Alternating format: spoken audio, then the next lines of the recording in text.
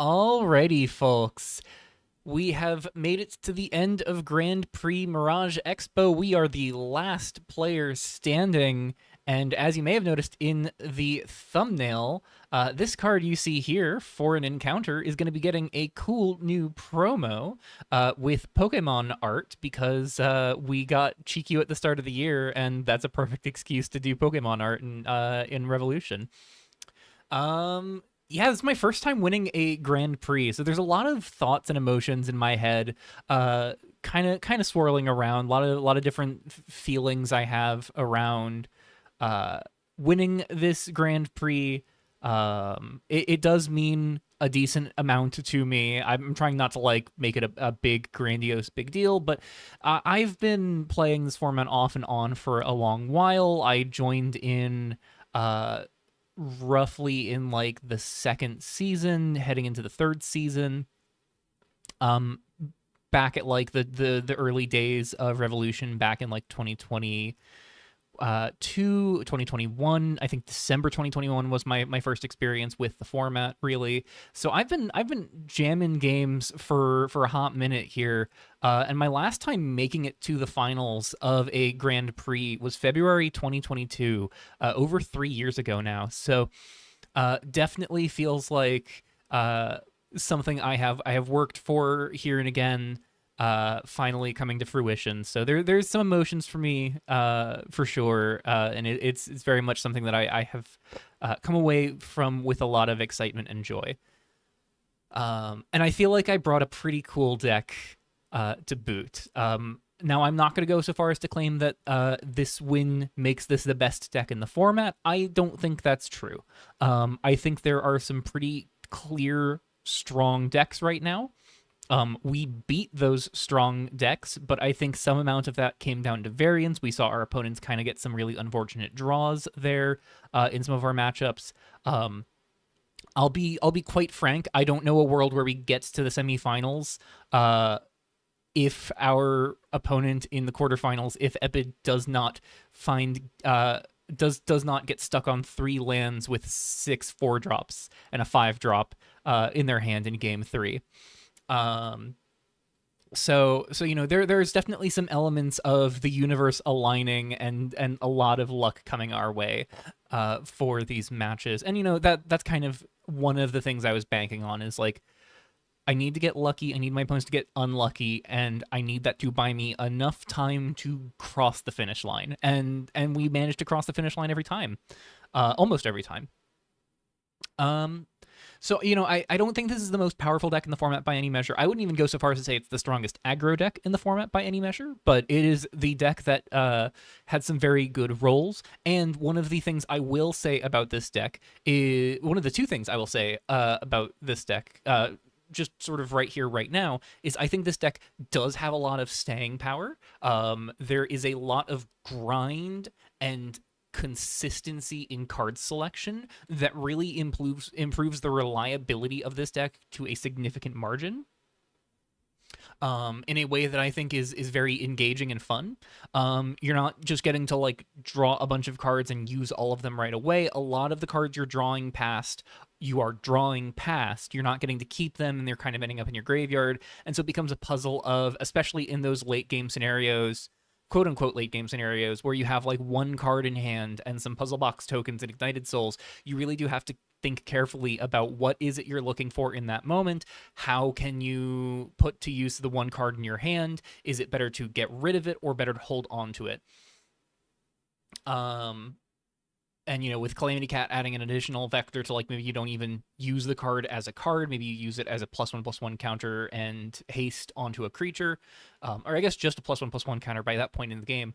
There's a lot of dynamism in the branching pathway of choices where so many different things you can do reshape the texture of the game. And so much of that is aided by the sheer card selection of Fabricated Anomaly and Ignited Soul. Um, the other thing I will say about the deck is that uh, I think of the potential like synergy aggro decks that we have available to us right now, I think this is the best synergy aggro deck. And what I mean by that is, we are an aggressive strategy, but there is a particular mechanical focus behind the deck, right? The +1/+1 counters are the mechanical focus. And, obviously, +1/+1 counters do have a pretty clear value outside of the mechanical focus. They make your creatures bigger, so you win the game faster. But there is a concession to be made in this deck that we are running cards that do not function all that well without +1/+1 counters, right? We got Spirit Realm Phoenix, which is a 3-mana 2/2 with flying and haste unless we get counter synergies rolling. Frolicking Tatsuko's just a 2-mana 3/2. Kieran Boons is just a 2/2 for 2 that makes 1 power creatures unable to block. And to a lesser extent, like Shiori the Trickster is a 2/2 with flash. It can redirect targets of spells to a creature enchantment we control with one of our counters on it, but if we don't have counters, that ability doesn't have any valid things we can redirect to. And even then, I think I'm inclined to believe that this ability is pretty bad. But all of that to say, there is a lot of stuff in this deck riding on those +1/+1 counter synergies coming alive.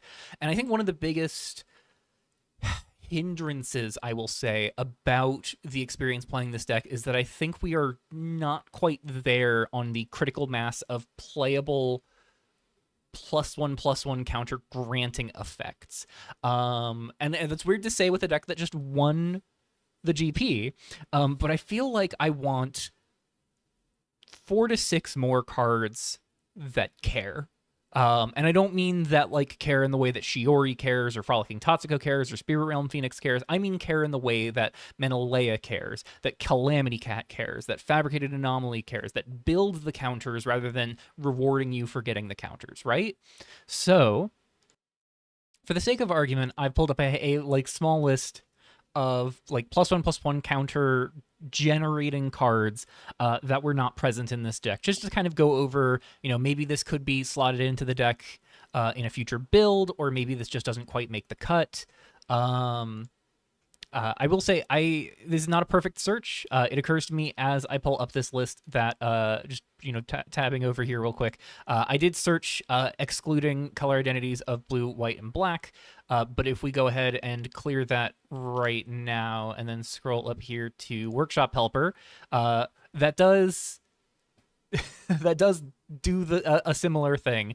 And I will say, I am curious about playing Workshop Helper with Fabricated Anomaly. So kind of like a little honorable mention here. I think this is really good with Fabricated Anomaly because obviously 0 power creature requires you to exile 0 cards from your graveyard for Fabricated Anomaly. So every turn, this is either tapping to put a counter on one of your creatures or attacking to gain a counter. Is that stellar? Not really. Though this also does look really good with Calamity Cat, because we can tap Cat, put a counter on the Workshop Helper, and then that'll untap the Workshop Helper to then distribute counters onto other things. So, well, it's not amazing. Workshop Helper, does make the attack trigger more reliable on Fabricated Anomaly, which is like a small thing.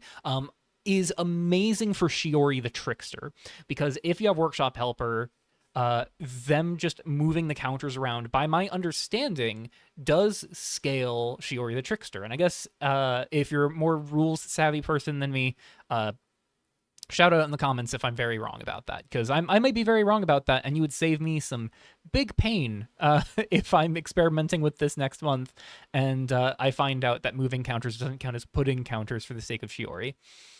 Otherwise, though, the ones that I did intend to pull up, Orochi Soulfang, I could see being solid here. My big concern here is that baseline, we have 12 creatures in the deck that just don't trigger this on enter. And we have an additional,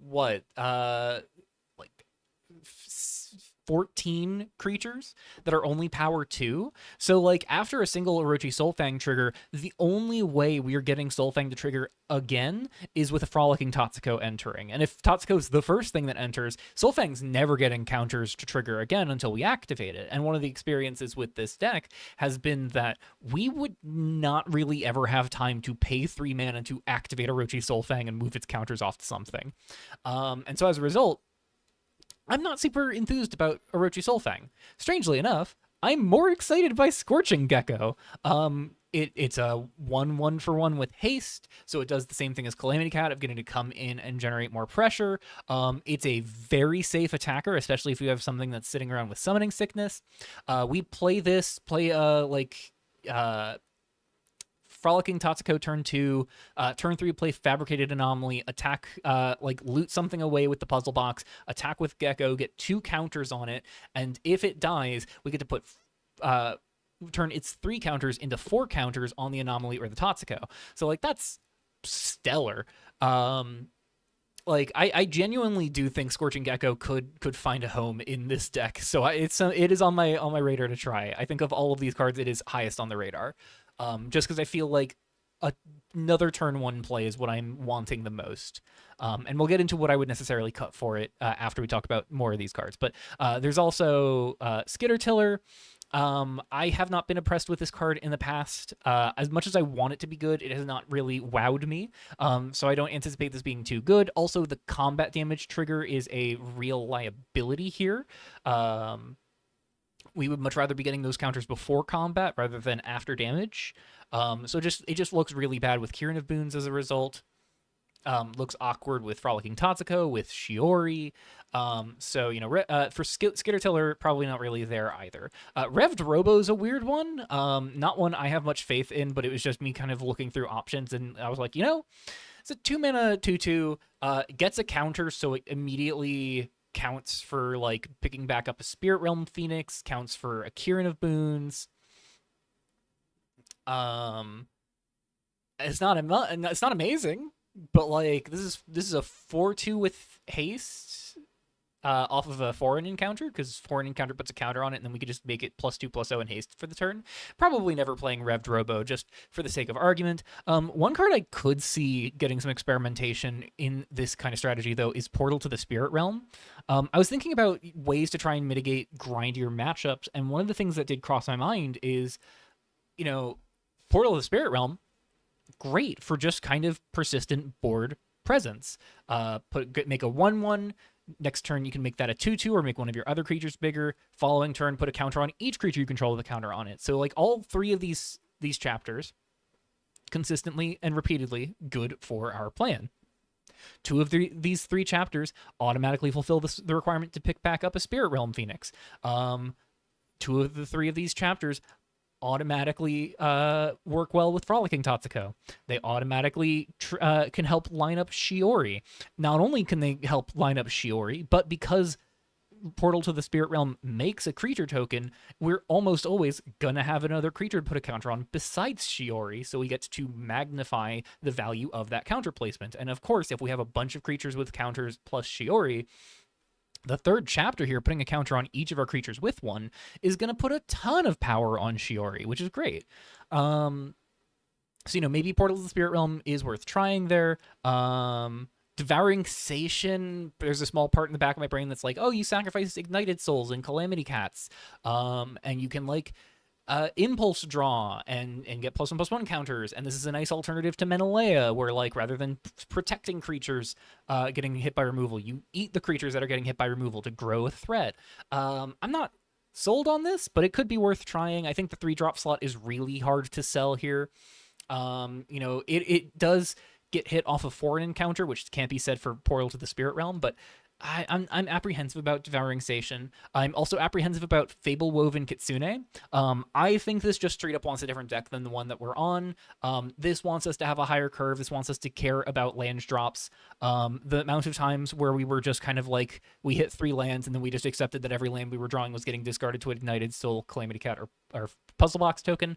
Like, that's not a deck that Fable Woven Kitsune wants to be in, even if Revered giving us landfall, put a +1/+1 counter on all of our creatures that have counters, is nice in theory. Um, I think the reality of Fable Woven Kitsune is just not ideal. Much as I do like this card in a vacuum. And then as far as non-creature spells go beyond Portal to the Spirit Realm, there's also, maybe we try Face of Animosity. That's another way to grant a counter, and it pushes a ton of damage. Trample complicates combat math for our opponent. Um, this can go really hard with the Spirit Realm Phoenix, effectively dealing 4 extra damage. This can be a way to help one of our creatures shut down a much bigger blocker, thanks to Kieran of Boons. This can be 4 damage off of a Frolicking Tatsuko as well. With a Shiori in play, this puts 2 counters into play.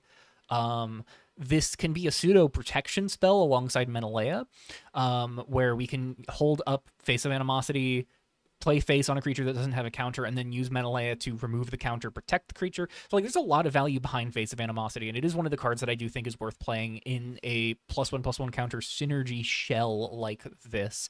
Although this is also just a good card in a vacuum. It's Monstrous Rage. It's amazing. No permanent trample like Monstrous Rage grants, but this card's still great. And then one I was trying in my initial league run with this deck, but excluded because it just felt a little clunky, and I feel like it still would be, but it's still worth at least mentioning, is Klothys' Judgment. 3 mana instant. If your Devotion to Green is 3 or greater, you can choose additional modes. Same for Devotion to Red, but you always choose 1. You can put 2 counters on a creature, have it fight a creature you don't control.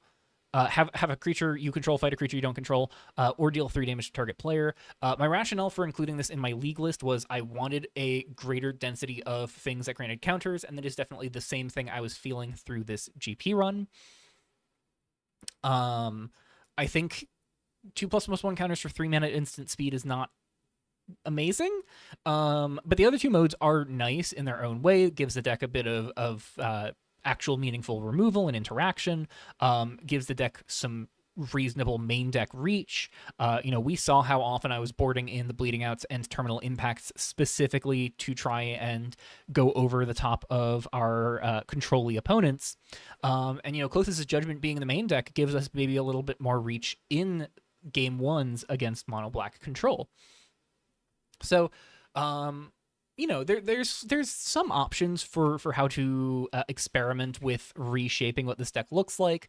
Some things I'm going to look at playing around with. I think the big immediate cut here, as much as I am happy to have experimented with it in this GP, I'm dubious of Igneous Visions being in the main here. I think it's a sideboard tool for sure. I think there are matchups where Igneous Visions giving us some more grind potential is very nice, but it adds additional pressure onto our graveyard. And while my initial inclination was like, oh, I want more things that care about being in my graveyard so it's safe to discard them, I think the reality is you just got to get good at identifying what does and doesn't belong in your hand at any given moment when you're discarding.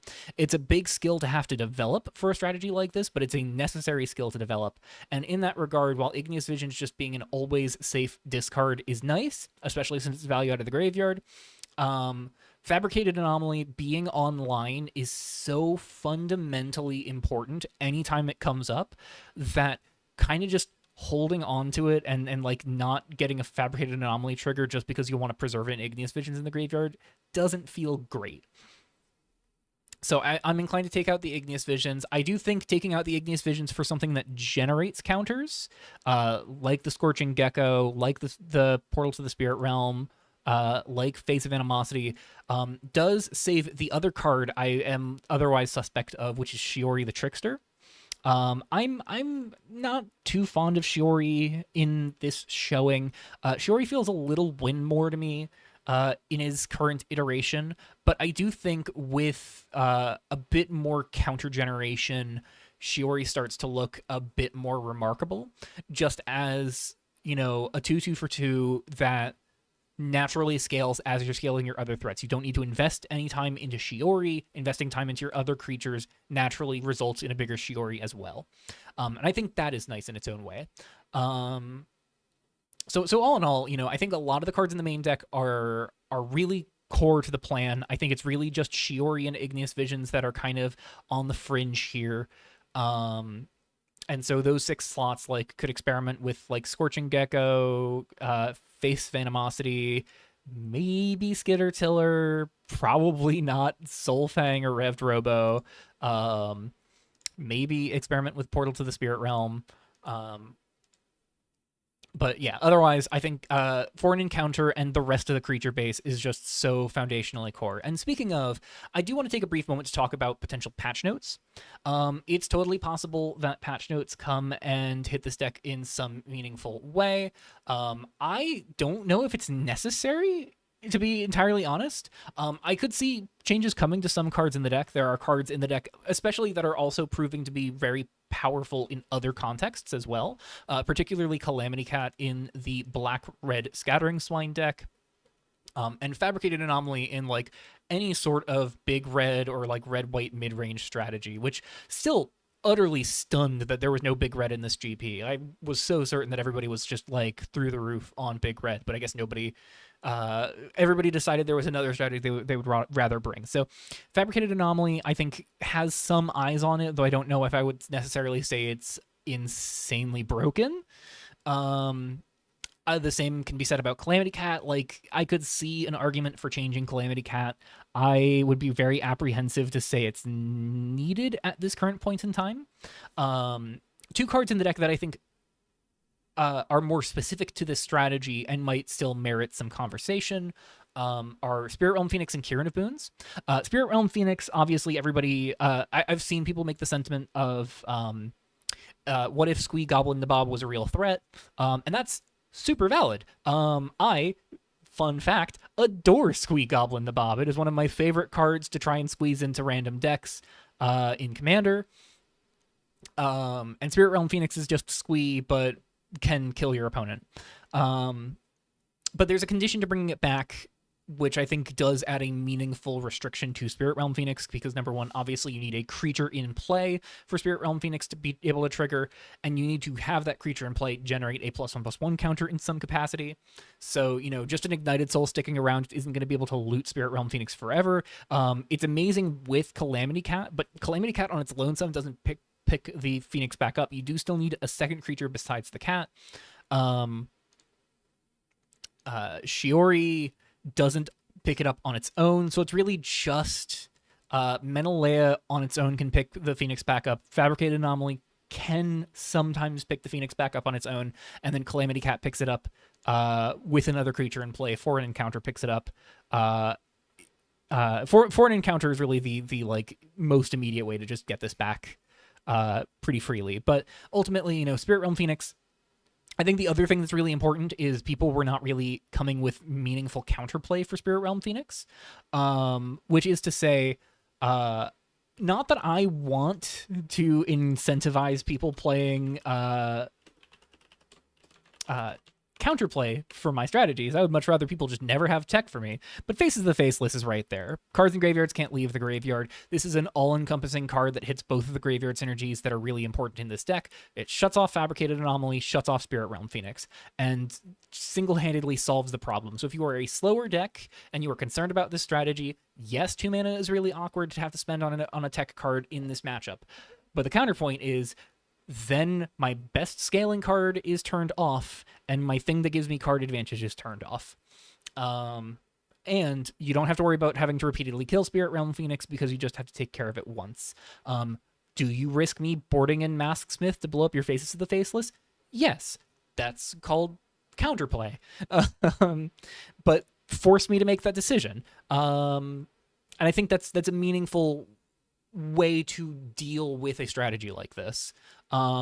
So, I think Spirit Realm Phoenix, there's enough reasonable counterplay that I think it's fair to say that while this card is very powerful, I would not go so far as to say it is deserving of like a lot of fear and panic. I think it is very much something that can be under control, was just not something people came with much of a concise and strong plan for dealing with.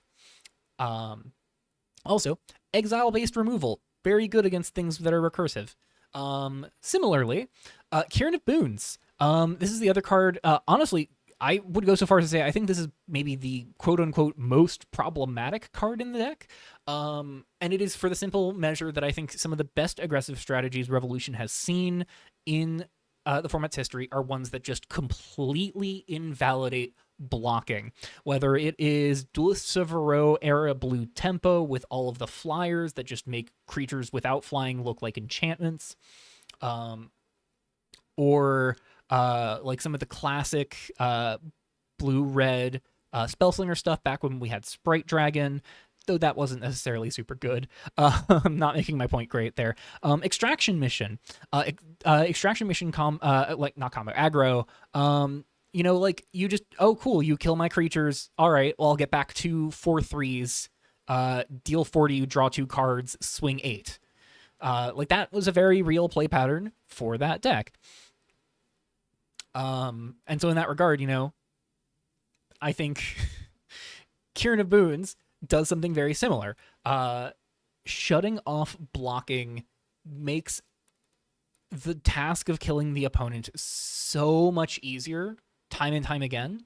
And the fact that you get to share this around to your other creatures is so strong. But I think there's 2 important caveats here. I think number 1, I have been an advocate for this getting buffed rather than nerfed. And that sounds a little weird when I just said it might be the most powerful, like, a problematic card in the deck, but explaining my reasoning for the buff, I have an idea for how to potentially nerf this while fixing its primary point of awkwardness. So I mentioned this in the deck tech, and I mentioned this here and again when it came up alongside Fabricated Anomaly, which is that Anomaly puts counters on things when they attack. Kieran of Boons must declare targets when they attack. So Kieran of Boons doesn't let Anomaly's counters impact how Kieran of Boons affects your opponent's blockers. And I think, you know, if no cards get changed, this is fine. I think that's a fine tension, and I think that is enough of a, like, awkward tension that, like, our best counter-scaling card works poorly with Kieran of Boons, that I think that could be an argument as to Kieran of Boons not deserving an adjustment. But if it does get adjusted, give it Menace, right? It doesn't need a complex trigger. Let it share Menace to your creatures with counters. I think that keeps the spirit of the card. Does a lot of really cool things. I don't know if this is going to get changed at all. I don't know if this would be the change. I have to imagine designers have been talking about changes. But, you know, that's my pitch out there. I would love to see Kieran of Boons stay the same. I would love to see it get buffed to target creature defending player controls can't block this turn if it has less power than this creature. So that way, then it works with Fabricated Anomaly. So you can declare the targets and let it resolve after the anomaly trigger. But if you're not going to give it a buff, and you do want to change it, and you do want to make it a little bit worse, I think it just sharing Menace is still in the spirit of the card and would allow it to still see play. I think I would totally still play this if it was just a 2/2 with Menace. Which is crazy to say, just like a 2/2 for 2 with Menace. Not a playable card on its own, but naturally, with the synergies of this deck, it becomes so much better as a result. So all of this to say, you know, I think Spirit Realm Phoenix, very powerful, not problematic. Kieran of Boons, very powerful, a little problematic. I feel a little vindicated that I was so high on this card in the set review, and I know people doubted me, and I was right. This card is sick. So a little victory dance here, even if I was wrong about so many other cards. I think, you know, Calamity Cat and Fabricated Anomaly, I could see changes coming to them. I would be a little bummed if Calamity Cat got changed. I'd be a little bummed if Fabricated Anomaly got changed, but I could understand the arguments for any 4 of those changes. I think those are the 4 cards in this deck that would be, like, worth keeping an eye on moving into the patch notes. Not really too much to say about the sideboard. Sideboard cards mostly did their job.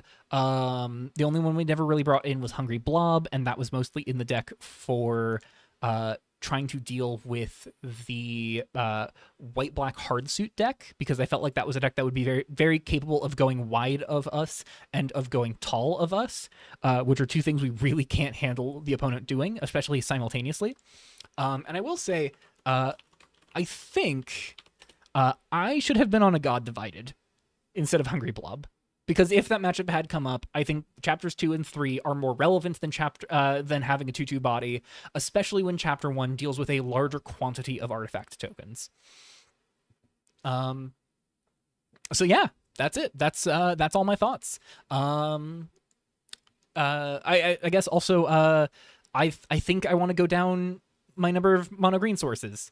Naturally, obviously, if the approach for changing up the deck involves like Orochi's Soulfang, Portal of the Spirit Realm, more green cards coming into the deck, that would skew things towards wanting more mono green sources. But as it stands, our 1-drops only require red. Some of our 2-drops only require red. The only green card that doesn't also require red is Menelea, and then Masksmith in the sideboard. So I think one of the things I've been thinking about is going down 2 forests, 1 mountain for 3 of the Kitsuo paths that come in untapped if they're your first or second land, and otherwise cycle for 2. Because those are lands that, like, after turn 2, no harm in just pitching them to a Fabricated Anomaly puzzle box or to an Ignited Soul. And then turns 1 and 2, obviously they're going to be untapped. So it's like if we got to play Urban Jungle without hurting ourselves. So yeah, I think this deck is really cool. Even if I don't play it in future months, this is definitely going to be a deck on my mind for a while. And I'm very pleased with how this all went. I'm still going to need some time to fully sit and process how this GP happened the way that it did. It definitely feels like I got away with something. Because I'll be honest, I don't know if I'm favored against any of our top cut opponents. I think mono black control is really bad for us. I think ninjas is really bad for us. I think rib combo is really bad for anybody. So we definitely got away with something. And what we got away with was with a trophy. So cheers to that.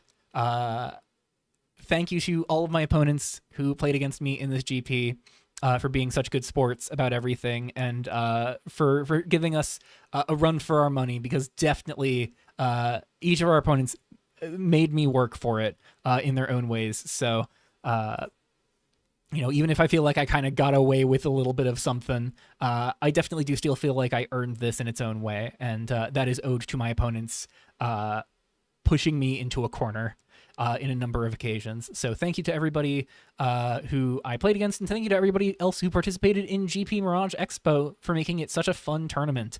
And I cannot wait to see what the June patch notes hold and what the June tournament bracket looks like. So that's going to be the next 2 things coming up, of course. We've got June patch notes this Sunday on June 1st, and then in about a week from then, we will have the June decklist stream for whatever that GP ends up being titled. So lots of fun to look forward to. We're going to be right back into the grind. And hey, maybe we could compete with Philippe. So he's not the only one to get 2 GP crowns back to back in Revolution history. So stay rooting for me. I'm going to try and see if I can't join Philippe on that throne next month. And even if I don't, we're going to have a good time next month regardless. So I will see you all then. And if you'd like to keep up with the conversation around Revolution, see the patch notes before the video comes out, and get excited for the next tournament or even compete in the next Grand Prix, check out the link in the description below for the Revolution home on Discord, which is the custom Magic the Gathering Discord server. It's a great hotspot for all Revolution topics, as well as just general love of custom Magic the Gathering card design. Lots of people working on special set projects with a lot of cool different ideas floating around on there. And then there are also links in the description for our resources for the card database for Revolution, which is Manifesto. It's like our Scryfall search engine equivalent, as well as the Revolution Compendium, which is a specific list of cards curated by the Revolution format leaders for cards they recommend you look at for deck building. So with everything said and done, this was a blast to play through. I am still kind of in a state about all of this, but we'll see how things evolve from here. And I look forward to either revisiting this strategy next month or coming to you all with something very interesting and potentially very different. I have some ideas, but I'm going to wait until the patch notes to start locking in experimentation. We'll put it that way. Hope y'all had fun watching the run, and I will see you in the Revolution chat. Bye-bye.